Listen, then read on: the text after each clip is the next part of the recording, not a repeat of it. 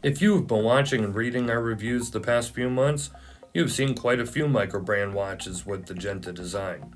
The Atlas from D1 Milano, the Melbourne Burnley, and now we have the 9-4 Successor. 9-4 is a small microbrand, started in 2016 out of Milwaukee, Wisconsin. Well, that is where their headquarters are based anyways, as the watches are of course manufactured in China, as this is a $299 watch. That brings me to another point. Out of all the Genta-inspired watches I have reviewed, this is the cheapest one by far, and possibly the best looking as well, though that is subjective of course. Enough chatter though, let's get to the specs and the rest of this review. This is Don Evans from WatchReport.com, and this is the 9-4 Successor.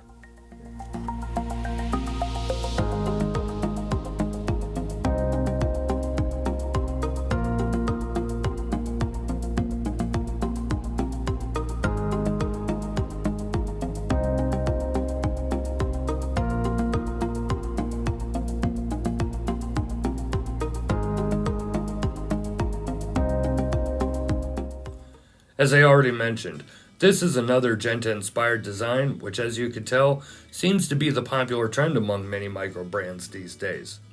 I really have no problem with that. Genta created some amazing designs that are still wildly popular, such as IWC, Patek, Audemars Piguet, and more. What is telling though, the 9-4 is not only the best looking Genta design I have recently shown here, but maybe the best built as well. At $300, you have everything that was on the other watches. Stainless steel case and bracelet, sapphire crystal, automatic movement, but also a more compelling dial on hands, and better lume than both the Melbourne and the D1 Milano. Unlike the D1 Milano Atlas, where the dial looked like it belonged on a watch that was less than $300, this one has some pizzazz to it. Like a lot of no-date watches at this price, it does have the phantom date wheel, and unfortunately also has a push-pull crown instead of a screw-down, with a water resistance of only 100 meters. The Successor is available in black, midnight blue, an upcoming royal blue, and a white dial, and also rose gold plated variants. All have the integrated bracelet that uses friction pins and a push button deploy and clasp. No half links here though, so getting that perfect fit could be problematic for some.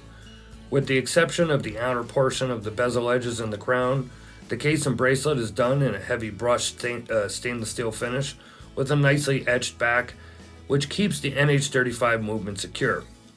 I said it 2 years ago, get used to the Seiko NH35. It is the go-to movement for many of the inexpensive micro brands and for some of the slightly more expensive ones as well, but at $299, I have no issues with this movement at all. As I said, the lume is the best out of all three of the watches I have reviewed in the Genta style. Surprisingly good, actually.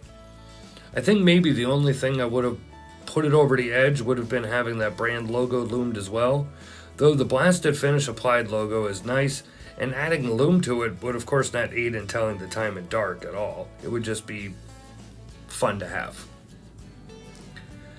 What can I say?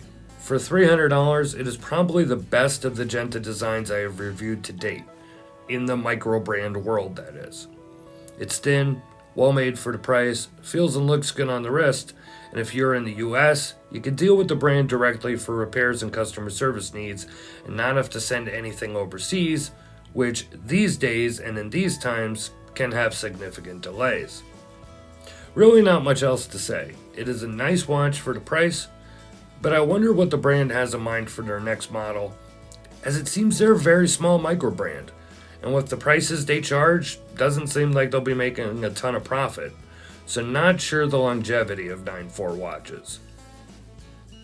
If you like this review, please subscribe and hit that notification bell. This is the only way to be notified when we upload a new video. While you're at it, hit that like button and leave a comment down below. It is always appreciated. Links to written review, brand website, Amazon affiliate links, and more are in the description below. And hey, as always, thanks for watching, and I'll talk to you on the next one.